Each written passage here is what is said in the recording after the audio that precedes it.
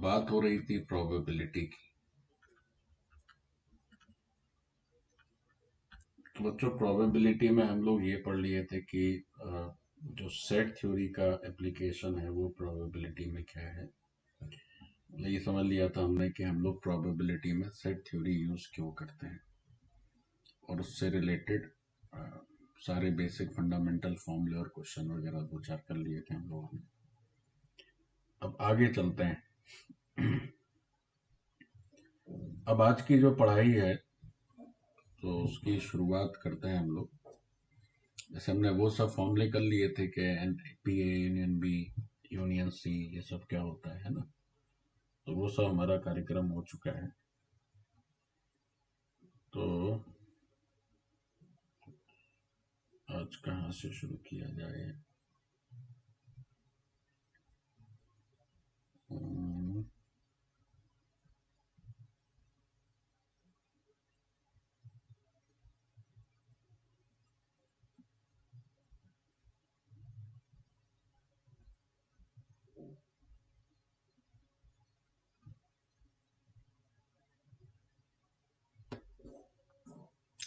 चलो बच्चों, तो शुरू करते हैं। तो आज की क्लास हम लोग प्रोबेबिलिटी में शुरू करेंगे कंडीशनल प्रोबेबिलिटी से।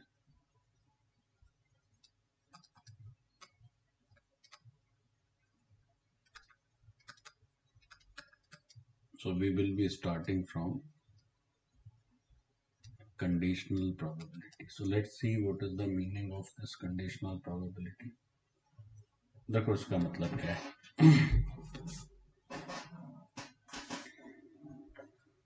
जैसे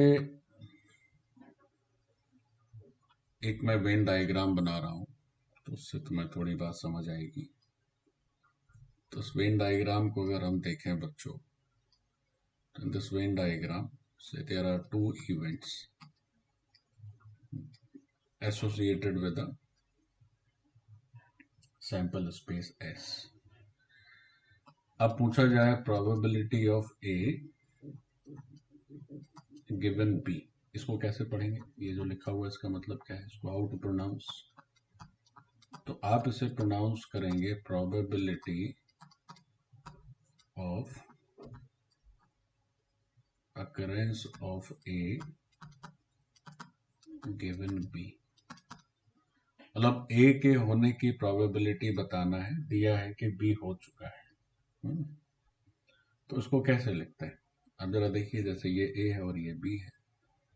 A की होने की प्रोबेबिलिटी और गिवन है कि B हो चुका है। तो अगर B हो चुका है तो उसमें कितना सा पार्ट है जो A है। देखो जरा गौर से बच्चों, तो B तो इतना बड़ा है। तो अगर B हो चुका है तो उसका कौन सा पोर्शन है जितने में A है। तो B का ये वाला पार्ट है जो इंटरसेक्शन है, वही उसी में A है। तो अब इसको ऐसे समझें कि यहाँ अपना सैंपल स्पेस की तरह कौन काम कर रहा है, B। कि हमें A की होने की प्रोबेबिलिटी तभी बताना है जब B हो चुका है। तो यहाँ सैंपल स्पेस जैसे कौन काम कर रहा है, B। तो हम इसको लिखेंगे NB। और यहाँ जो फेवरेबल पोर्शन है वो कौन सा है, वो जो हाईलाइटेड पोर्शन है या जो इंटरसेक्शन पोर्शन है वो। तो ऐसे लिखेंगे। तो इस बात की मतलब अगर B हो चुका है तब A के होने की प्रोबेबिलिटी, इसी को कहते हैं कंडीशनल प्रोबेबिलिटी। कि यहाँ पर क्या है कि दोनों इवेंट में आपस में कंडीशन है। आपको कोई भी एरा गैरा ए नहीं बताना है। जैसे मान लीजिए ये जो बचा हुआ ये वाला पार्ट है ए का, इससे कोई लेना देना नहीं है। अगर probability of occurrence of A given B has already occurred, B has, थोड़ा और मैं अच्छे से लिख देता हूँ, B has already occurred।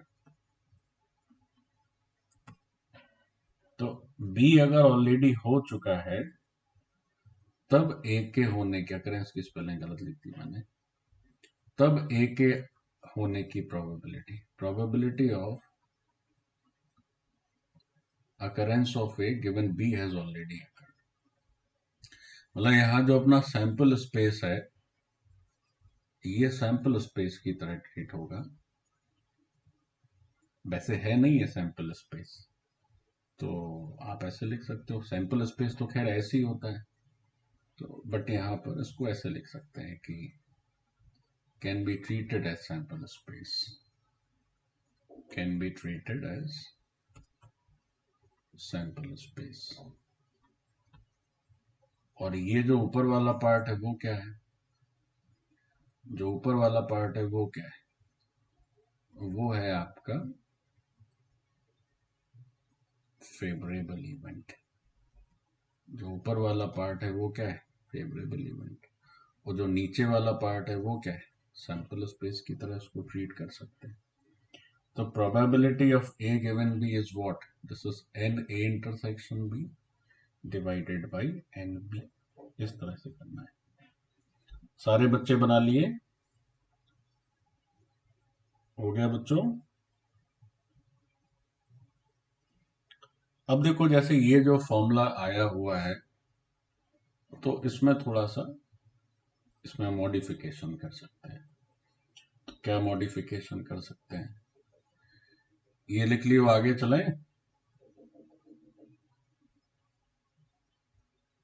Completed. Yes sir. बहुत अच्छे। तो how this can be modified? तो अभी हमने लिखा probability of A given B, this is n A intersection B divided by n B. ठीक है, तो इसी को आप कैसे कर सकते हो? Probability of A given B is equal to n A intersection B. आप क्या करो, न्यूमरेटर में एन एस से डिवाइड कर दो, और फिर आप क्या करो, डिनोमिनेटर में भी एन एस से डिवाइड कर दो। अब ये रियल सैंपल स्पेस है विच इज एस। तो किसी भी इवेंट के नंबर ऑफ एलिमेंट्स में सैंपल स्पेस के नंबर ऑफ एलिमेंट्स से डिवाइड करते हैं, then it becomes the probability. ठीक है, तो मतलब ये हुआ कि probability of A given B अगर लिखना है, तो its value is probability of A intersection B divided by probability of B. So this is how you get this result. Someone is knocking at the door.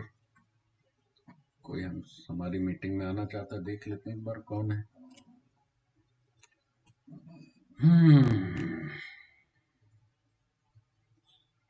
Abhinav Kumar. Abhinav ji late हैं लेकिन आप श्रीमान जी। चलिए, हो गया कंप्लीट। तो ए गिवन बी यानी A के होने की प्रोबेबिलिटी दिया है कि बी हो चुका है, दिस इज प्रोबेबिलिटी ऑफ। ऊपर क्या आएगा? इंटरसेक्शन। नीचे आता है बी। आप ऐसे भी ध्यान में रख सकते हैं कि जो यहाँ नीचे है वो यहाँ भी नीचे है। अच्छा, कई बार गलती से, जैसे कई बार ऐसा भी हो सकता है कि जैसे हम लोग पी ए गिवन बी लिख रहे हैं, बहुत सी जगह उसको रिप्रेजेंट इस तरह से भी कर देते हैं, इस तरह से, है ना, एक ही बात है। अच्छा, लेकिन कभी भूल के भी आप ऐसे ना पढ़ें P A divided by B. इनमें कोई डिवीजन नहीं है, ये तो इवेंट्स हैं बच्चों, नंबर्स थोड़ी ना। कोई इसको ऐसे पढ़े probability of A divided by B, तो वो क्या माना जाएगा? उसको उल्लू कहेंगे। ठीक है, क्योंकि ये इवेंट्स हैं, कोई नंबर्स नहीं है कि डिवीजन और सब्ट्रैक्शन हो रहा है। ये इसको पढ़ेंगे probability of A given B, यानी ए के होने की प्रोबेबिलिटी दिया है कि बी हो चुका है। ऐसे अगर इसको पलट दें मतलब प्रोबेबिलिटी ऑफ बी गिवन ए पूछ दिया जाए तो क्या कहोगे? तो एकदम सिंपल, ऊपर तो इंटरसेक्शन ही रखना है, जो यहाँ नीचे है वो यहाँ भी नीचे हो जाएगा। As simple as that. जो ऊपर नीचे है वो यहाँ भी नीचे हो जाएगा। किस तरह से करना है? हो गया बच्चों? आगे चलें। Yes sir. हाँ, अब देखो क्या है कि probability of A given B और probability of B given A, ये सब तो आ चुका है। इसमें देखो और क्या क्या अपन कर सकते हैं। मैं इसको रफ कर दूं। सारे लोग बना लिए? Yes sir. Okay fine. सब बच्चे कर लिए, रफ कर दें। सब लोग बना लिए, इसको रफ कर दूं।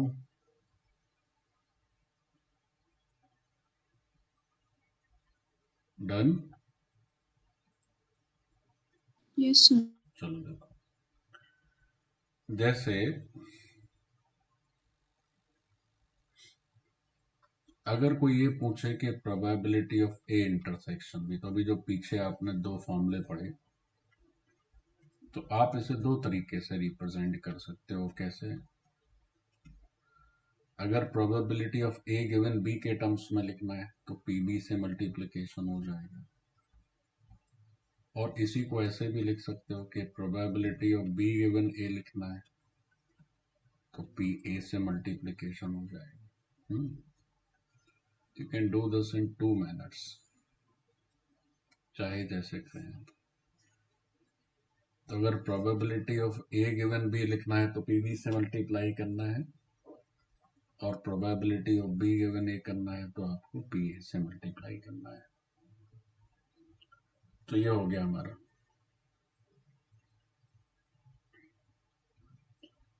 अब जैसे ये जो हम लोगों ने रिप्रेजेंटेशन किया है पी ए इंटरसेक्शन बी का, ये बड़ा भी हो सकता है। बड़ा इन द सेंस क्या हो सकता है? बड़ा इन द सेंस ये हो सकता है कि जैसे से अगर हम कहें कई सारे इवेंट्स हैं, है ना, कंसीडर कंसीडर से मल्टीपल इवेंट्स से ए, फिर बी, फिर सी, फिर डी, बहुत सारे जितने भी possible, associated with sample space, associated with sample space, माना कि बहुत सारे इवेंट्स जो हैं वो सैंपल स्पेस से एसोसिएटेड है। तब फिर क्या चलेगा? तो अगर probability of A intersection B intersection C intersection D intersection E, ये लिखना हो तो आप कैसे लिखोगे? तो आप लिखोगे प्रोबेबिलिटी ऑफ ए, फिर बी गिवन ए। अब जब सी की बारी आएगी, देखो आपको इस तरह से उसको करना होगा, जैसे पी ए लिखा, फिर पी बी गिवन ए लिखा। अब जब सी लिखेंगे तो सी और सी तब माना जाएगा जब ए और बी दोनों हो चुके होंगे, यानी ए इंटरसेक्शन बी। तो सी के होने की प्रोबेबिलिटी जब ए और बी हो चुका है। फिर अगर डी लिखोगे तो तब माना जाएगा जब ए बी सी तीनों हो चुके होंगे। इस तरह से करेंगे, है ना, और ये चलता रहेगा। तो ये जो है आपका कंडीशनल प्रोबेबिलिटी का ये जनरल स्टेटमेंट है। ये क्या है? ये कंडीशनल प्रोबेबिलिटी का जनरल स्टेटमेंट है या जनरल रूल है। सो दिस इज जनरल लॉ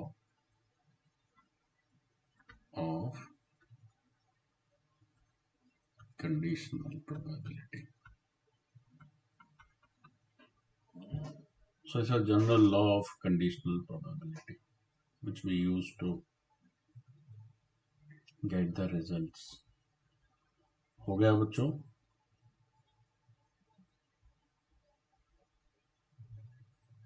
अब देखो इसमें क्या होता है कि एक टर्म आता है म्यूचुअली इंडिपेंडेंट इवेंट्स, है ना। देखो इसका मतलब क्या है, रफ कर दूं।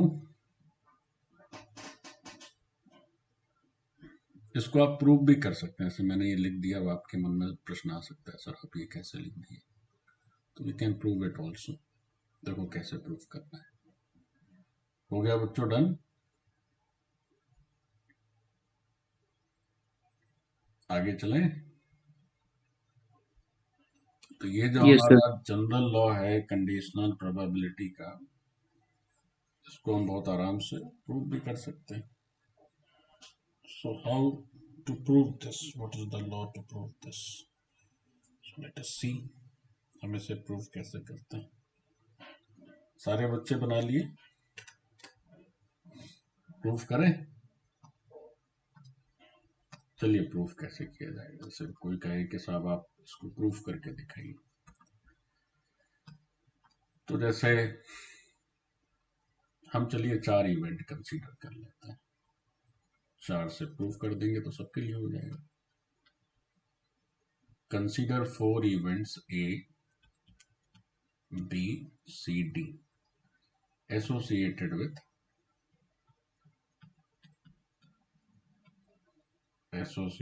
with random experiment. मान लेते हैं कि हमारे 4 इवेंट्स हैं ABCD which are associated with the random experiment. तो अब ये 4 इवेंट है तो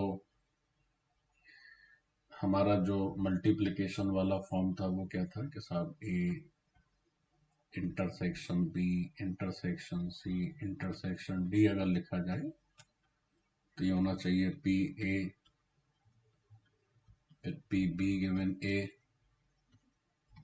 फिर C given A intersection B फिर D given A intersection B intersection C. तो let's begin with its RHS. So let's see RHS. तो RHS में क्या है? PA है. अब जैसे PB गिवन A है तो अभी हम लोगों ने कैसे किया था कि जब भी ये कंडीशनल प्रोबेबिलिटी आती है तो नीचे ऊपर जो इवेंट होते हैं उनका अपने को इंटरसेक्शन लिखना है और नीचे वाले की प्रोबेबिलिटी लिखना है. फिर इसमें भी वैसे ही करो. नीचे और ऊपर वाले इवेंट्स का इंटरसेक्शन लिखो और नीचे वाले की प्रोबेबिलिटी लिखो. फिर इसमें भी ऐसे ही करो और नीचे वाले की प्रोबेबिलिटी लिखो. So this is how we need to solve. अब अगर हम इसको सॉल्व करें तो देखो क्या होगा बच्चों की, ये तो इससे कैंसिल आउट हो जाना है और ये इससे कैंसिल आउट हो जाना है. ठीक है. सर दूसरे वाले टर्म में P नीचे में P ऑफ A होगा ना. ओ सॉरी PA होगा है तो ये इससे कैंसिल हो जाना है. तो देखो क्या बचा है. तो जो रिमेनिंग पोर्शन है that is PA intersection B intersection C intersection D which is your LHS. तो ऐसे हम लोग प्रूफ कर सकते हैं. तो ये बड़ा सिंपल सा प्रूफ था. तो हमें ध्यान में रखना है कि लॉजिक क्या है. तो अगर 4 इवेंट्स ABCD हैं which are associated with the random experiment तो हम उसको इस तरह से सॉर्ट आउट करते हैं. इस तरह से देखते हैं. हो गया बच्चों डन.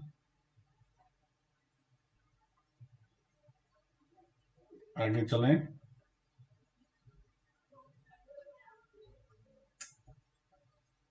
हो गया.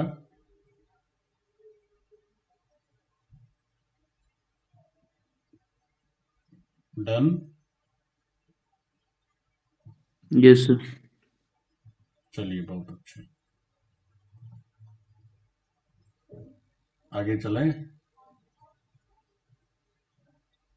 Yes, sir. ठीक.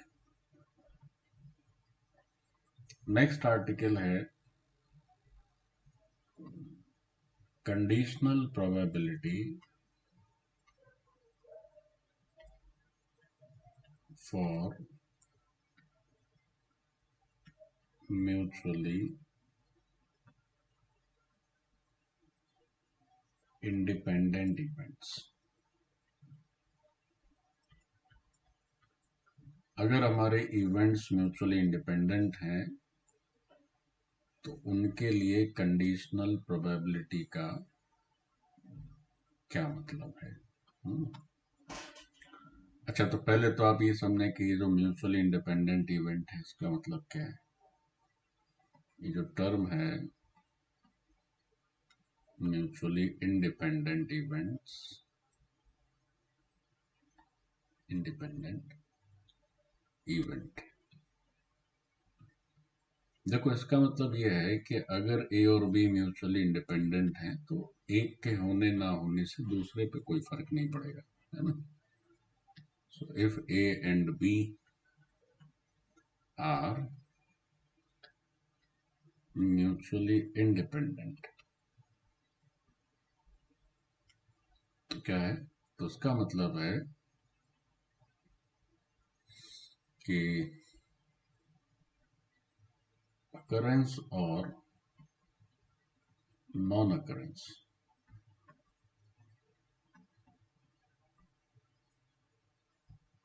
of any of the event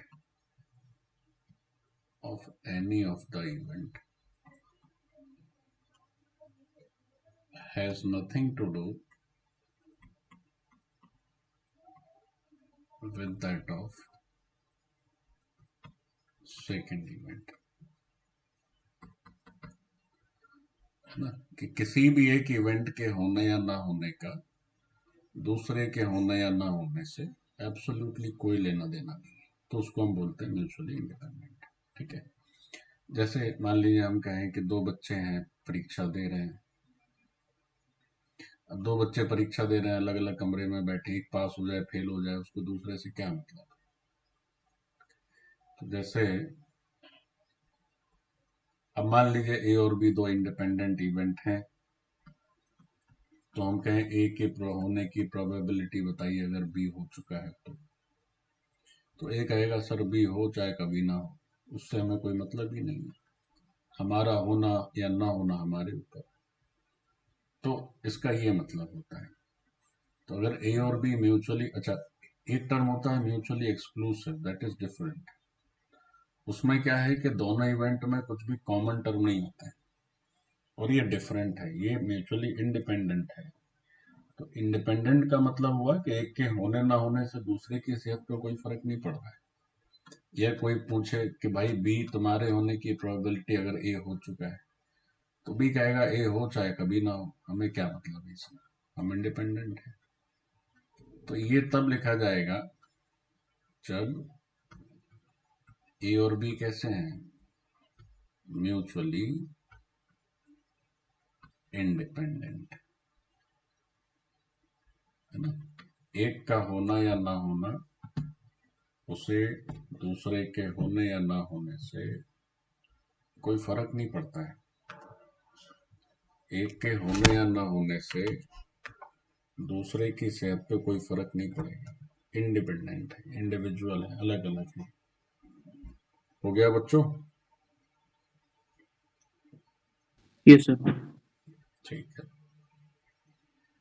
अब जैसे इसी में म्यूचुअली इंडिपेंडेंट इवेंट्स में थोड़ा अगर हम आगे बढ़े, सारे बच्चे बना लिए हो तो मैं आगे चलूं? Yes, sir. बहुत अच्छा। देखो, जैसे बात चली कि साहब अभी हमने थोड़ी देर पहले देखा कि probability of A given B अगर लिखा जाए तो न्यूमरेटर में हम क्या करते हैं, दोनों का इंटरसेक्शन करते हैं, और डिनोमिनेटर में सिंपल पी बी लिखते हैं।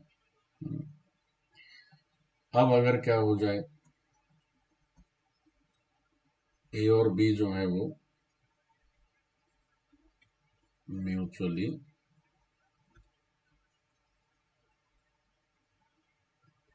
इंडिपेंडेंट हो जाए, तब क्या होगा।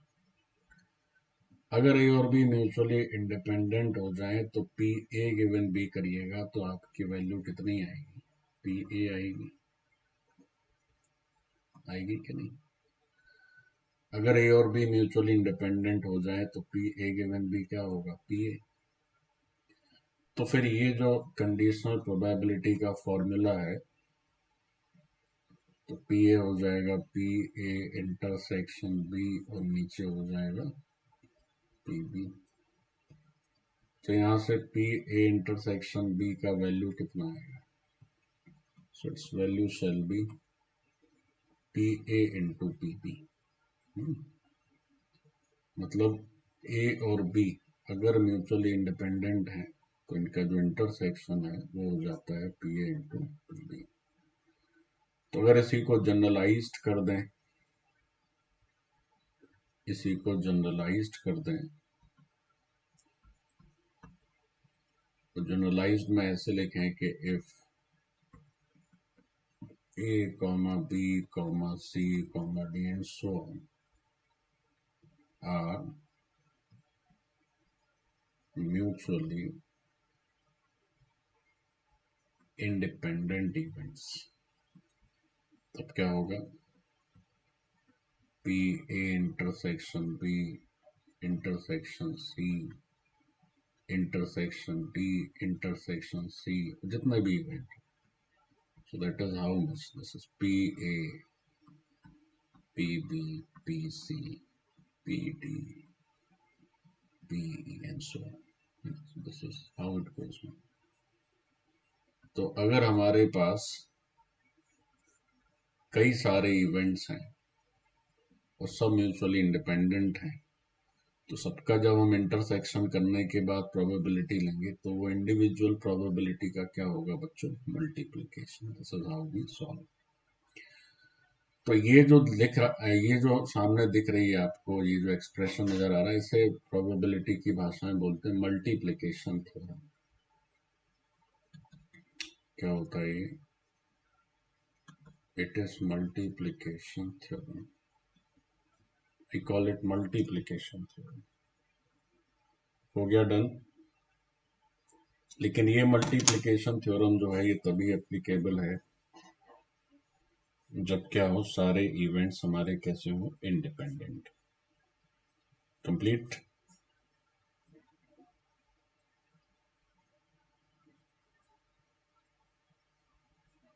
आगे चलें.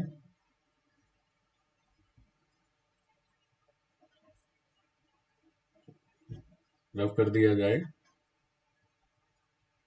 Yes. ठीक है. अब देखो म्यूचुअल इंडिपेंडेंट इवेंट में आप देखिए एकदम कंफ्यूज में कई बार बच्चे इंडिपेंडेंट और एक्सक्लूसिव में का गड़बड़ा जाते हैं, तो मैं एक बार उसको अलग अलग एक्सप्लेन कर देता हूँ. रफ कर दूं? Yes sir. ठीक है. देखो, जैसे कोई आपको कहे कि ए बी सी, मान ली 3 इवेंट है या बहुत सारे इवेंट हैं, are mutually exclusive events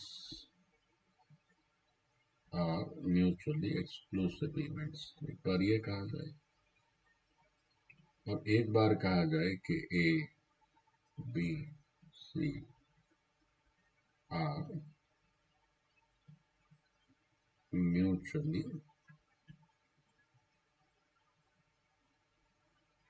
independent events. तो एक बार बोला गया कि म्यूचुअली एक्सक्लूसिव है और एक बार बोला गया म्यूचुअली इंडिपेंडेंट. तो अगर ये इवेंट्स म्यूचुअली एक्सक्लूसिव हैं तो एक्सक्लूसिव का मतलब क्या है? एक्सक्लूसिव का मतलब है कि अगर हम A union B union C, अगर इन सबका यूनियन करते हैं तो जो आंसर आता है वो इस तरह हो जाता है. और अगर हम इन सबका इंटरसेक्शन करते हैं, मतलब अगर म्यूचुअली एक्सक्लूसिव है, देखिए म्यूचुअली एक्सक्लूसिव जो है वो यूनियन के लिए रिजल्ट देता है और जो म्यूचुअली इंडिपेंडेंट है वो इंटरसेक्शन का रिजल्ट देता है. एक्सक्लूसिव में क्या होता है, इसी को कई बार बोलते हैं law of summation. Law summation, और उसको बोलते हैं लॉ ऑफ मल्टीप्लिकेशन. तो जो लॉ ऑफ मल्टीप्लिकेशन की बात होती है तो उसमें क्या है कि this becomes P A into P B into P C and so on. So this is simply multiplication and this is summation. तो जब आप म्यूचुअली एक्सक्लूसिव की बात करोगे तो यूनियन का समेशन करना है और म्यूचुअली इंडिपेंडेंट की बात करोगे तो इंटरसेक्शन में प्रोडक्ट होता है ना. तो ये डिफरेंस आपको ध्यान में होना चाहिए. कंप्लीटेड?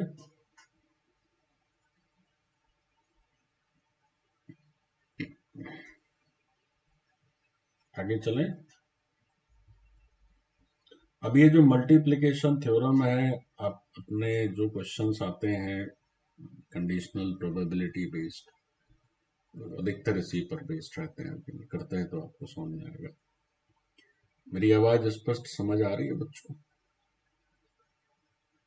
आगे बढ़ जाऊं? Yes sir.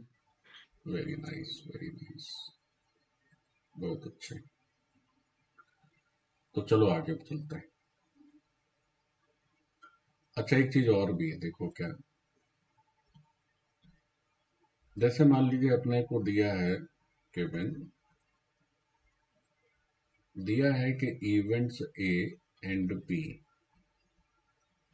ये जो है वो इंडिपेंडेंट है। Events A and B are independent. तो अगर ए और बी इंडिपेंडेंट है तो यानी ए का होना और बी का होना इंडिपेंडेंट है, तो इसका मतलब है कि दोनों का ना होना भी इंडिपेंडेंट हो सकता है। यानी कि ए बार और बी बार भी कैसा होगा, ये भी इंडिपेंडेंट हो जाएगा। और इसके इंडिपेंडेंट होने का मतलब क्या है कि अगर हम P A bar intersection B bar करते हैं तो दिस बिकम्स इक्विवेलेंट टू, मतलब इसमें भी मल्टीप्लिकेशन हो जाएगा। अच्छा, एक का होना और एक का ना होना, ये भी इंडिपेंडेंट हो जाएंगे फिर। और इसके इंडिपेंडेंट होने का फिर मतलब क्या माना जाएगा, मतलब माना जाएगा कि P A intersection B bar and it takes value P A into P B bar. फिर एक का ना होना और दूसरे का होना, ये भी इंडिपेंडेंट माने जाएंगे। तो P A bar intersection B, तो वो क्या हो जाएगा, P A bar into P B, कैसे हो जाएगा। ठीक है, इस तरह से आप करिए। तो अगर हमारे दो इवेंट्स जो हैं इंडिपेंडेंट हैं तो उनका ना होना भी इंडिपेंडेंट है, या फिर एक का होना दूसरे का ना होना ये भी इंडिपेंडेंट है ना। तो ये भी एक अच्छा रिजल्ट है, ये भी हमें ध्यान में रखना चाहिए। आगे चलें। चलिए, तो ये जो है बेसिक बेसिक सारी बात हो गई हमारी कंडीशनल प्रोबेबिलिटी की। अब चलो क्वेश्चंस करते हैं। सारा काम तो उसी पर है कि आप सब पढ़ाई लिखाई के बाद स्लाइड बन पाए कि नहीं बन पाए, कि आपसे कुछ क्वेश्चन सॉल्व हो। अगर आपसे क्वेश्चन सॉल्व हो पा रहे हैं तो आपकी सब पढ़ाई ठीक चल रही है, नहीं हो पा रहे हैं तो मतलब है कि सब पढ़ाई ठीक नहीं चल रही है।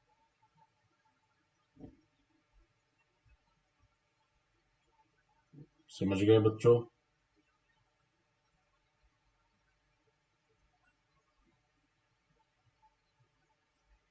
कंप्लीटेड?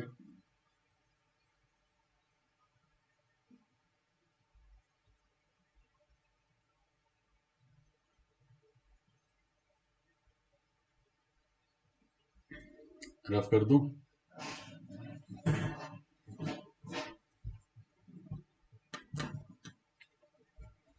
आगे चलें?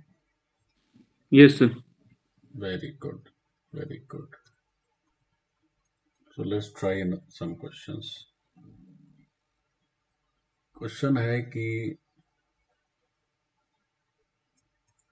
a question is given to 4 students। वो स्टूडेंट्स कौन कौन लोग हैं, A B C D, full stop. Probability of solving it correctly, probability of solving it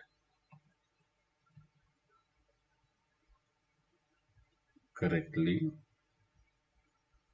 by A, comma B, comma C, comma D is 1 by 2, comma 1 by 3, comma 1 by 4, comma 1 by 5 respectively. Full stop. Find the probability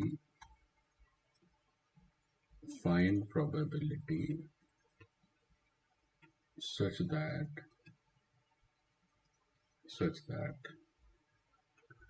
first part of the question is exactly 3 students solve it correctly. Then the second part of the question is not solved. Then the third part is question is solved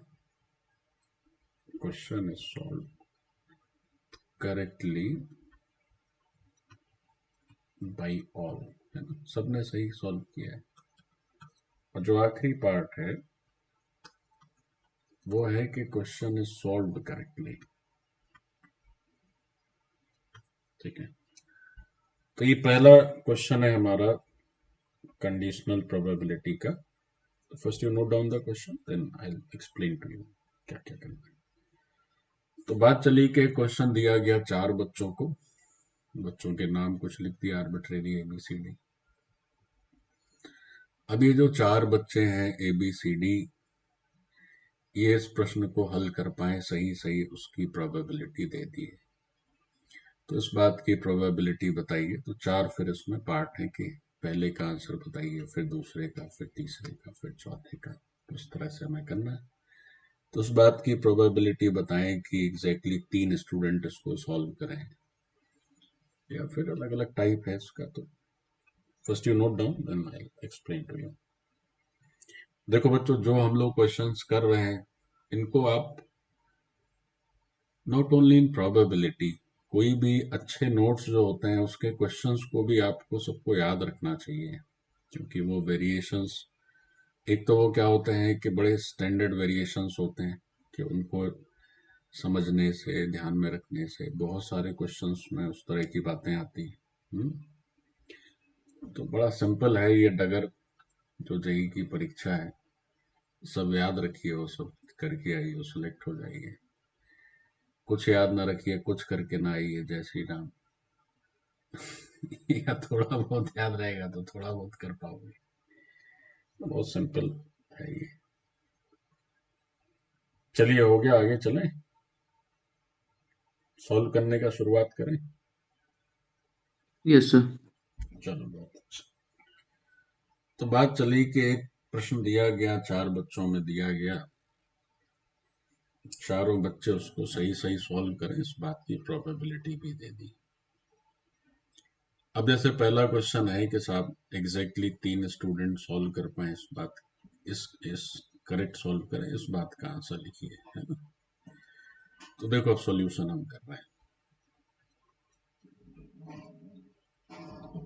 देखिए, जब हम set theory के से question solve करते हैं तो सबसे बड़ा चैलेंज क्या है? सबसे बड़ा चैलेंज ये होता है कि आपको अपना फेवरेबल इवेंट लिखना आना चाहिए। जैसे आज हम चलिए कंडीशनल प्रोबेबिलिटी पढ़ रहे हैं, उससे पहले हम लोगों ने बेसिक सेट थ्योरी वाली प्रोबेबिलिटी पढ़ी थी। तो हम इसमें तभी सक्सीड कर सकते हैं, या इस प्रोबेबिलिटी को तभी सीख सकते हैं जब हमें क्या हो कि अपना इवेंट सही से लिखना आ जाए। जैसे इस क्वेश्चन को अगर हम देखें तो समझें कि इवेंट लिख पा रहे हैं कि नहीं लिख पा रहे हैं। तो जैसे यहाँ पर क्या है कि 4 बातों का जिक्र है कि साहब ए परीक्षा में सक्सेसफुल हो जाए, उस बात की प्रोबेबिलिटी, परीक्षा नहीं सॉरी, ए क्वेश्चन को सही सॉल्व कर ले, इस बात की प्रोबेबिलिटी, BCD सबका दिया हुआ है। तो PA क्या दिया हुआ है? तो PA दिया हुआ था 1/2, फिर बी सही सॉल्व कर ले so this was given 1/3। C question सही से कर पाए तो 1/4, और डी सही से कर पाए तो 1/5 ऐसा दिया हुआ है। ठीक है, तो P A, P B, P C, P D, ये सारे वैल्यूज अपने को दे रखे हैं। तो अब बात हुई कि साहब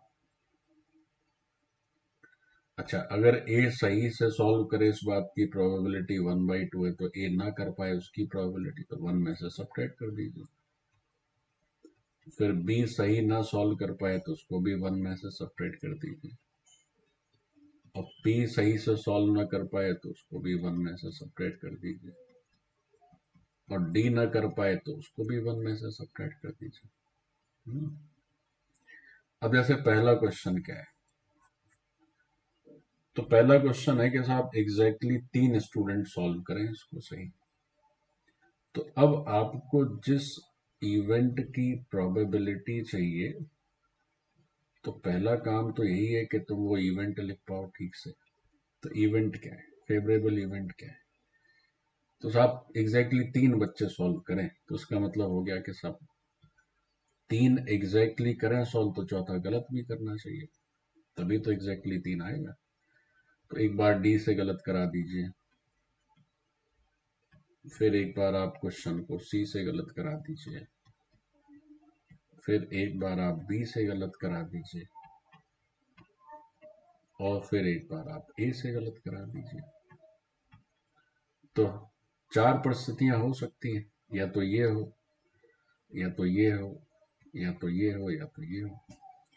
तो सेट थ्योरी में जब और आए तो यूनियन का प्रयोग होता है, और जब एंड आए तो इंटरसेक्शन का प्रयोग होता है। इस बात को ध्यान में रखें, ये ऑप्शनल को दिखाता है,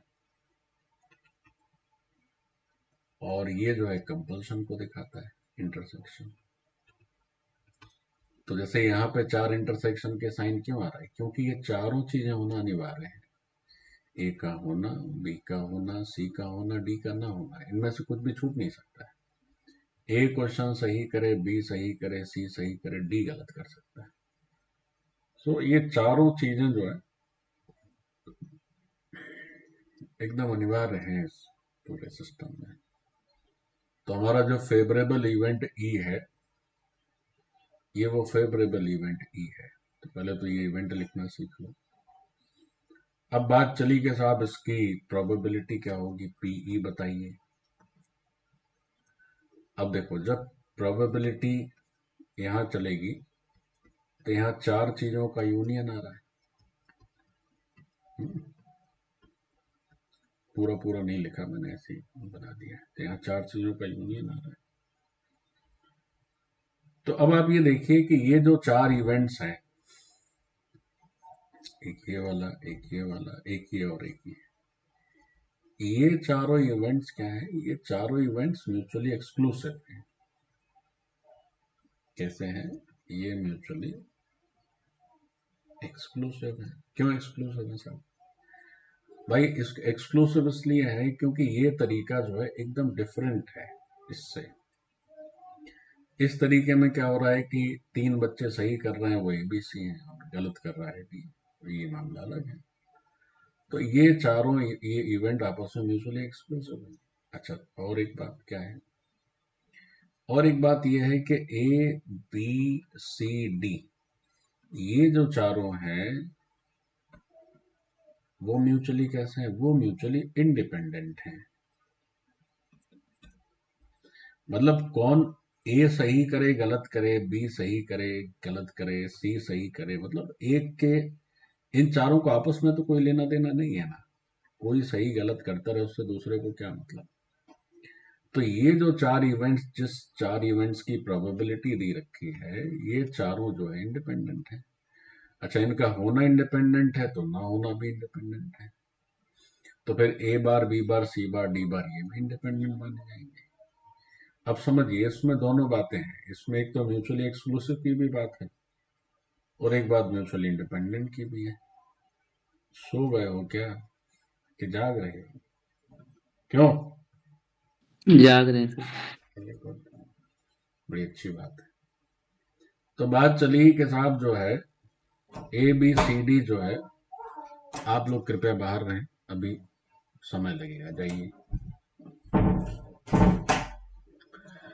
तो बात हुई कि साहब ABCD जो है वो म्यूचुअली इंडिपेंडेंट है, तो A bar B bar C bar D बार भी इंडिपेंडेंट है। हाँ, लेकिन ये जो चार है ये आपस में म्यूचुअली एक्सक्लूसिव है। ये म्यूचुअली एक्सक्लूसिव है, क्योंकि ये क्वेश्चन के सॉल्व करने का तरीका और ये सॉल्व करने का तरीका, ये सॉल्व करने का तरीका, ये सॉल्व करने का तरीका, ये तरीके जो हैं इनमें कुछ कॉमन नहीं है। तो अब हमारी जो प्रोबेबिलिटी है, जो ई के होने की प्रोबेबिलिटी है, वो कैसे लिखी जाएगी? देखो दिखाते हैं। रफ कर दूं इतना, आगे चलें।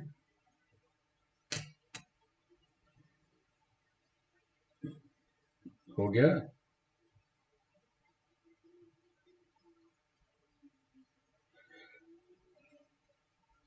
Yes sir. हम्म, चलिए साहब। ओ सॉरी, अभी तो वही चल रहा है ना। तो अगर म्यूचुअली एक्सक्लूसिव है तो आप क्या करोगे कि म्यूचुअली एक्सक्लूसिव में क्या होता है, जब यूनियन होता है अगर म्यूचुअली एक्सक्लूसिव का, तो वो डायरेक्टली एडिशन में आ जाता है। ABCD, सी पे बार, फिर ABCD, डी पर बार, फिर ABCD, ए पे bar. So this is your PE। अब देखो ये रिजल्ट क्यों आया, तो ये रिजल्ट आया ड्यू टू म्यूचुअली एक्सक्लूसिव। ये रिजल्ट आया due two mutually exclusive. Mutually exclusive था इसलिए ये रिजल्ट आया। म्यूचुअली एक्सक्लूसिव में क्या होता है कि फिर वो इंटरसेक्शन वाले टर्म नहीं आते हैं, क्योंकि कुछ एक्सक्लूसिव है तो इंटरसेक्शन सब जीरो हो जाता है। अब देखो क्या है कि अब एक एक को देखें, जैसे इसको देखें, तो इसमें आप मल्टीप्लिकेशन थ्योरम अप्लाई कर दीजिए। तो चूंकि ये सब इवेंट्स इंडिपेंडेंट हैं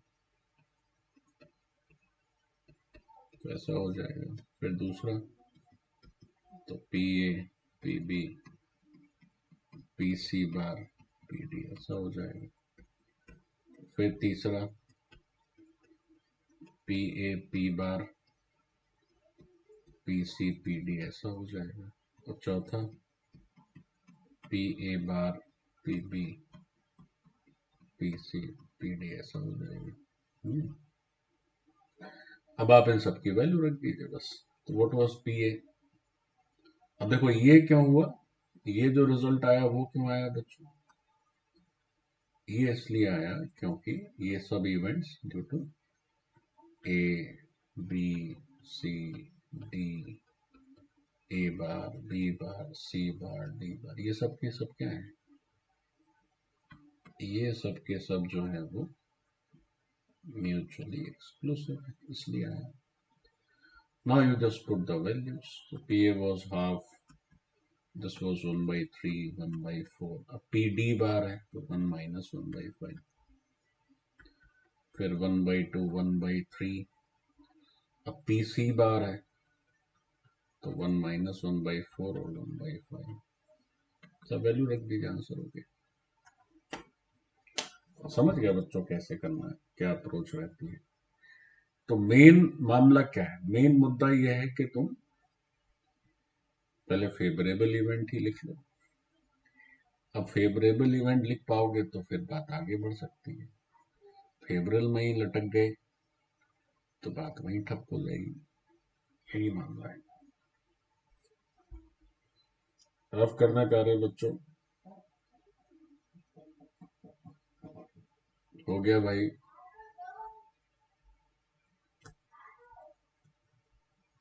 डन? सर म्यूचुअली इंडिपेंडेंट हो रहा ना। ओह सॉरी सॉरी, ये इंडिपेंडेंट होना चाहिए।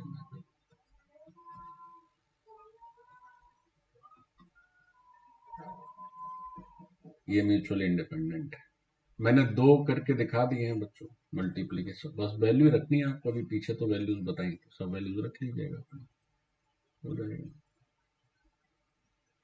कंप्लीटेड। Yes sir. अब जैसे अब तुमसे पूछते, तुम बताना, देखें कितना तुम पढ़ लिख गए। सब बच्चे कर लिए, रफ कर दें।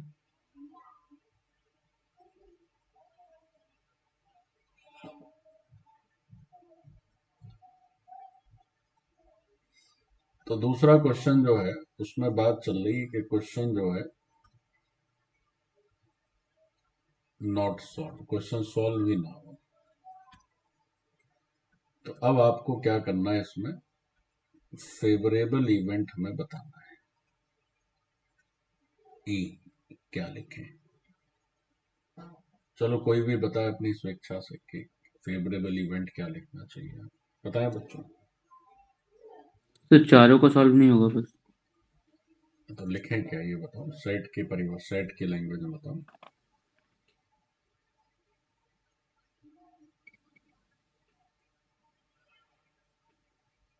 हे Ram.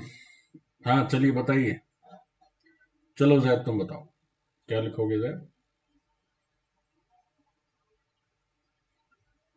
What would be the sir favourable event according to you? हाँ हाँ बताइए बताइए। Sir A bar union, B bar union, C bar union और डी बार यूनियन। तुम्हें मिलते हैं -1 नंबर। इसमें कितना नंबर मिलेगा, क्योंकि ये गलत है। यूनियन का मतलब क्या है? यूनियन का मतलब है या ए गलत करे या बी। सर इंटरसेक्शन होगा। जी। इन्हें मिलते हैं प्लस के 4 नंबर। क्वेश्चन में ये लिखा है कि क्वेश्चन सॉल्व नहीं होना चाहिए, तो किसी से सॉल्व नहीं होगा ना। मान लीजिए 2 ने सॉल्व नहीं किया और कुछ 2 ने कर दिया था, तो फिर सॉल्व हो गया वो। अगर क्वेश्चन सॉल्व नहीं होना है तो वो कोई नहीं कर पाए, तब माना जाएगा कि सॉल्व नहीं हुआ। समझ गया प्यारे साहब? तो ये गलत है, ये गलत है, ये सही है। तो पहला तो यही टास्क होता है कंडीशनल प्रोबेबिलिटी के क्वेश्चन में, क्योंकि अगर आप इवेंट लिखने में चूक गए। अच्छा, चूक कई बार ऐसा नहीं है कि आपको ज्ञान नहीं है, कई बार थोड़ी लापरवाही, थोड़ी सी उस समय नहीं समझे ठीक से बात को, जैसे यहाँ पे ये गड़बड़ा गया। देखो इसका मतलब क्या है, सोचो। इसका मतलब है कि ये और है, ये तो ए गलत करे या बी गलत करे या सी गलत करे या डी गलत करे, मतलब इसमें ऑप्शन है, कोई गलत करे तो कोई सही भी कर सकता है। यहाँ कोई ऑप्शन नहीं है, सबको गलत ही करना है, तभी तो नॉट सॉल्व रहेगा। अब फिर से वही बात है, चूंकि इंडिपेंडेंट इवेंट है तो सबका गुणा कर दीजिए, हो गया। So answer would be 1 minus 1 by 2, 1 minus 1 by 3, 1 minus 1 by 4 or 1 minus 1 by 5. Done. So this is the result. अब इसके बाद है थर्ड क्वेश्चन। थर्ड क्वेश्चन ये है कि question solve correctly by all. ये तो बहुत ही आसान है। चलो आयुषी बताओ, थर्ड क्वेश्चन का फेवरेबल इवेंट क्या लिखोगे बेटा, बोलो। P A intersection B intersection C intersection D. बहुत अच्छा, वेरी गुड। ये हो गया, रफ कर दूं? रफ कर दिया जाए। डन। देखो थर्ड क्या है। थर्ड में लिखा है कि question solve correctly by all. तो अब यहां पर फेवरेबल क्या है?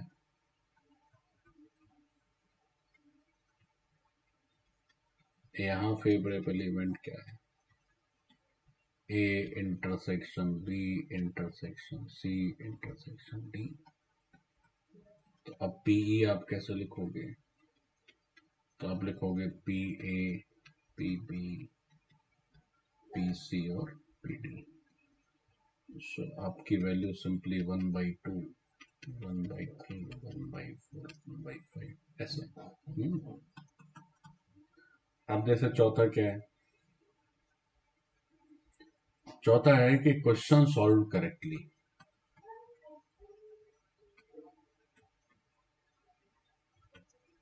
अब साहब इसको कैसे करें? चलिए कोई इसका फेवरेबल इवेंट लिख के दिखाए, क्या होगा?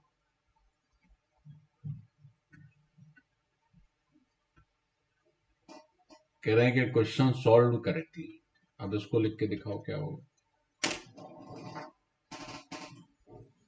Sir hmm sir P of A intersection B bar, उसका फिर intersection C bar, intersection D bar, उसके साथ यूनियन, फिर पी ऑफ ए। तो मतलब कि हो सकता है कि कोई एक सॉल्व करे या फिर कोई 2 करे, 3 करे, चारों करे और सबका यूनियन लेना पड़ेगा फिर रात हो जाएगी। अब परीक्षा में एक ही क्वेश्चन हो पाएगा, आएंगे 25। क्या हो प्यारे अर्पित? बताइए साहब। राखी दीदी हैं क्या क्लास में? के क्या है? क्या है? Yes sir. चलिए राखी बताइए, क्या लिखोगी फेवरेबल में, जिससे रात ना हो, 3 ही दिन में काम हो जाए। बोलो प्यारी Rakhi. A union B union C union सबका। अरे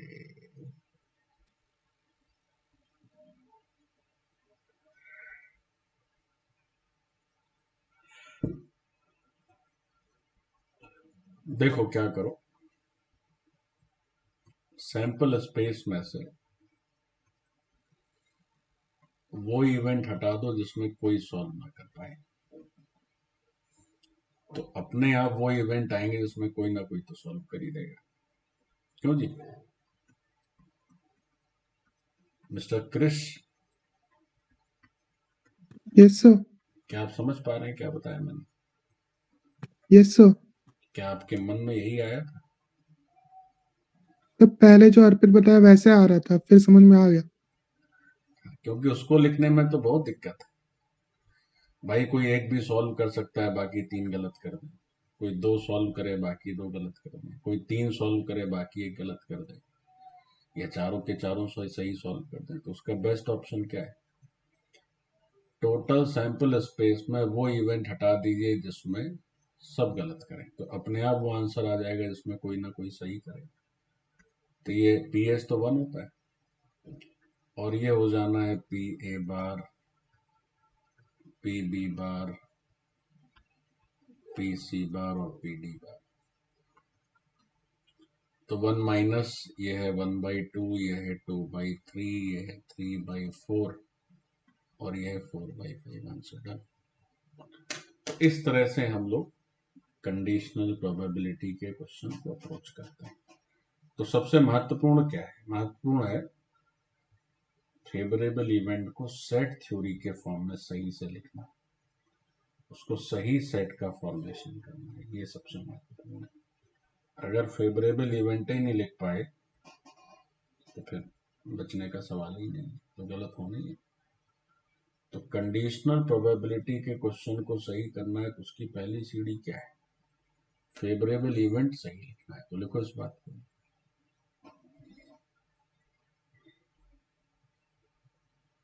हो गया बच्चों?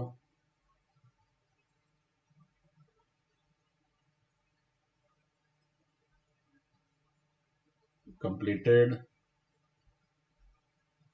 Yes sir. Yes sir. ठीक है, तो लिखिए to get the question, to get the solution correct, या to get the correct solution,